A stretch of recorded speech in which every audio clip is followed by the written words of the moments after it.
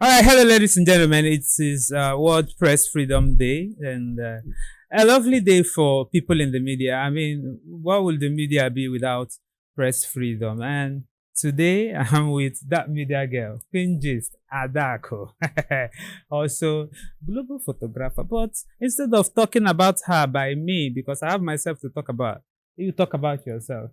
Hi everybody, my name is Duru Eunice Adaku. You can call me Queen Gist, the global photographer. I can also call me that media girl. I'm just versatile. All right, so we're celebrating press freedom today. You've been in Imo State. Do you think we have press freedom here?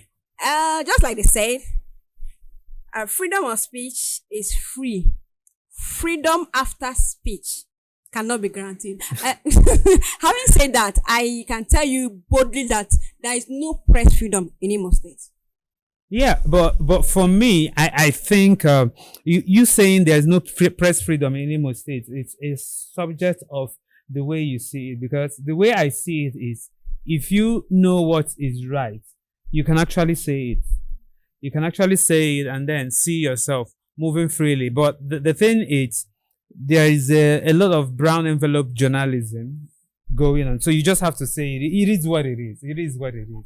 So the brown envelope journalism means if you have 50 journalists, you find yourself that about 45 or even more are already compromised. So whatever it is you want to say, you just realize you're on your own. But that's the truth. Journalists here in this part of the world are poorly paid. So if you're not paying somebody properly, what do you expect? They have to get it somewhere else. This is why some of them, most of them, are compromised. And having said that, that also tamper with their integrity and the kind of job they put out there. Because when somebody have given you a brand envelope, what are you supposed to do? Do their bidding, of course. So this is actually some of the things that affect our freedom. So you say it's because they are poorly paid. Mm-hmm. But I think it's a mindset thing. Okay, so when you wake up in the morning and you feel your biggest problem is food, you will do every single thing to eat. But when you wake up in the morning and you feel your biggest problem is doing whatever you can to make the world a better place, then you find out how you can do what is right. Because at the end of the day, you are relevant. At the end of the day, you are doing something great. You are surely going to find a way to get paid. Well, you are very right. That's if you're looking at it from the supposed way it should be. But here, this place where people are paid little, very, very low, and something that cannot feed their family. You have people that have families, bills to pay, and what they are being paid and is not even enough to feed them. And you expect them to do the right thing. I'm not supporting people doing the wrong thing, but then we're looking at the facts, things that make them the way they are. Okay, so the point here is most people don't understand the way media is supposed to be in 2024. So in 2024, you have digital media. In 2024, you have AI, artificial intelligence, all these things. How much of the media houses you're talking about are using them to make their job easier? How many of them? How many of them are taking advantage of social media monetization to increase their revenue? So the point is, you are a journalist and then you're working in a media house that depends on sales of newspapers. You're working in a radio stations that depends on only adverts that come in. Okay, so you're going to be poorly paid for sure, because the revenue coming in is not as much as it's supposed to be. But if you find yourself in a place where you take advantage of digital media, take advantage of artificial intelligence, you're creating content to reach more people and a lot of those things. Okay, the organization is making more money. And now you realize that more money, that money you are making from social media does not depend on any politician. This is actually possible when you're running an individual business. Like for instance, myself, I run an individual business where I can do whatever I choose to do, however I choose to do it. But when you work for people that are not ready to grow with you have somebody that tell you, no social media. You have somebody that have not even used laptop for the past 5 years, and you're telling them these new ideas. Hello, some people still believe that AI is witchcraft. So I don't understand. How are they going to improve? What do we do to improve them? Now, I understand. What you're saying, and sorry to say this, but I was in Orient TV and FM for 4 years, so I saw a lot of this happening. But now, look at this. I think this should probably be a lesson to every media outlet there. Now, look at this. So, there is a fire incident in, let me say, Amakohia. And then there is a traditional wedding, the daughter of a prominent politician in Okigwe. And a radio station in Owerri here is paid 50,000 to go cover the traditional wedding. Okay?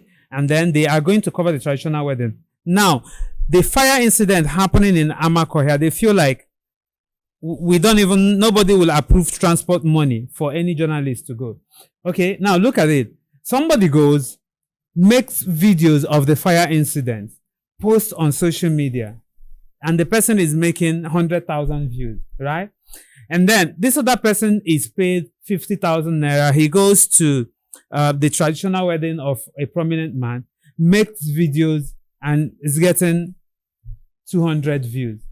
Now, you see that most radio stations, most TV stations, most media outfits now pay attention to what they think will give them money and not what they know and believe the people would want.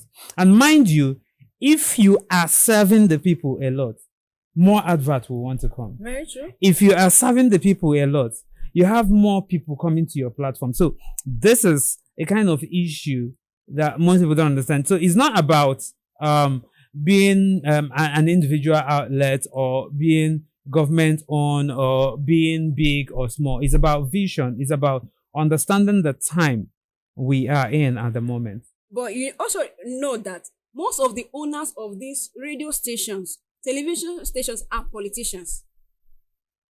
Whose bidding are you doing? You're doing the bidding of your master. You're following your master's vision. He can only do what he has approved. You can even record that incident and they will not approve it or come online. Okay. So what will you do? So, when they don't, if you have visions, I've been in places where I want something and I'm not getting it. I feel like this place is taking me backwards. You quit. Agreed. You quit. How do you start again? Quitting in this part of the world is something else, especially when they see you as a target. Let me say something. Hold up. You quit. You go about crusading and doing other things, and then somebody comes and bully you. It's happening steady now. They beat you up. Beat you up. Now, beating you up, listen, what I tell every journalist out there, it's the way you conduct yourself means a whole lot. You don't have to be seen everywhere. Agreed. Okay? And you don't have to be involved in everything. Now, if you're a journalist and you are smart at your job, you will know how to get things.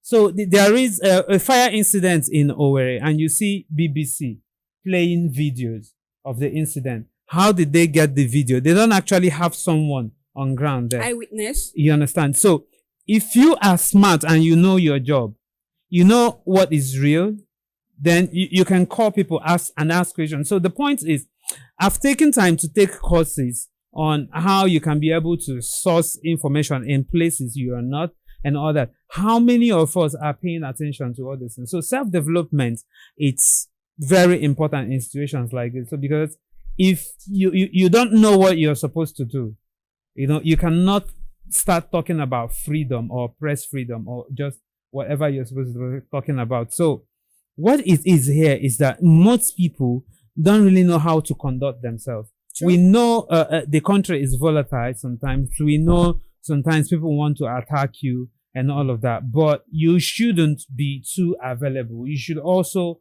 watch your back. You should also do certain things to ensure you are cool at every moment. So this is very important, and it's what I think everyone should do. When you are in a place where you are not too comfortable, Hadi, you quit. Hadi, your points are valid. Yeah. Your points are quite valid. But we are dealing with these people that are hungry, looking for content. When I started this media work, I was very controversial.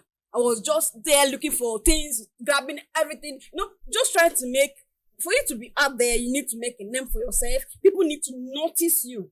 And because you don't want them to be available, be there everywhere, there have to be a way for them to make it, because they cannot afford to pay people to report for them. A lot of people want to report, but they need money. So these people now, they are here. They have lost their job. They are starting afresh. They have to be there. They have to be on ground to pick up the content. That's the fact. Your points are valid. I get you. But let's be realistic. This is Imo State. I am being realistic because I quit my job, and I didn't have any. Okay, I've been running OtownGist Media. I'll just call it a shadow company, doing it at home before we moved on to have whatever we have here now. I didn't borrow money from anyone, and no one gave me money. Okay, the basic support I got was my girlfriend then, who is my wife now, and then congratulations on that. Did I say I'm married? And you said your wife now. Okay, whatever. So now, the point is, if you are a good person, if you've got great visions and you have a track record of making things work, I think you will not really find it difficult to succeed. So the point here is, most people have nothing apart from pen and paper. You need to know the media has gone beyond going to events, writing the story, and publishing. If that is just who you are, when you quit, the next thing you are looking for is the next job.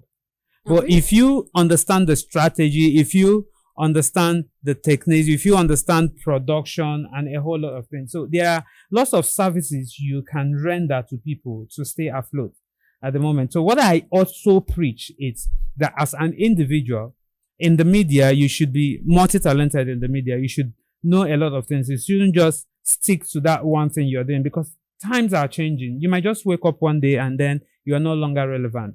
So when it's like that, you have to upgrade yourself. It doesn't matter. You don't have to be a noisemaker. Sometimes people look at you because you're not making noise. They think you are not getting it. They think you're not succeeding. They think you know nothing. You can just choose the way you want your life to be. For me, I'm not a noisemaker, but I know where I belong. Okay. So the point is, whoever it is, press freedom makes you sleep at night. When you do the right thing, you know you are not lying. Okay, so I've once had this government engagement. So we had this agreement that we will support certain state governments, and then the point is they will send press releases to us, and then we will publish. So I was like, okay, deal. We will do this.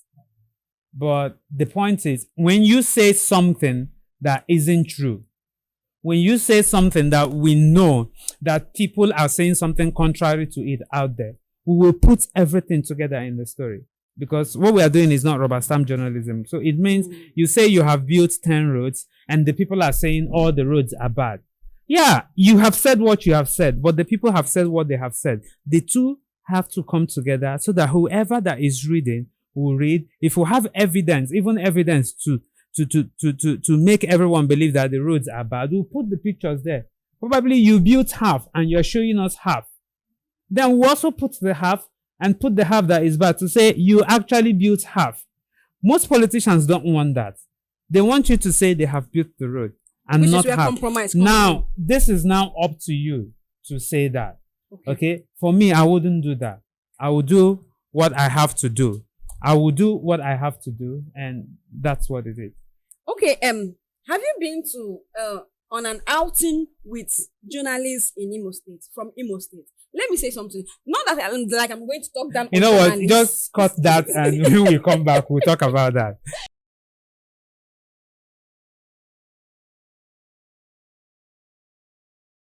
So you are talking about attending events with Imo journalists. I mean, I don't think we should come here, demean anyone, insult anyone. But I have to say the fact. You said the fact. Have you seen these people fight for money, like as low as 1,000 naira? Damn, you'll be shocked. Like graduates of mass communication fighting over peanuts. That's how bad it is. Okay, now the point is this.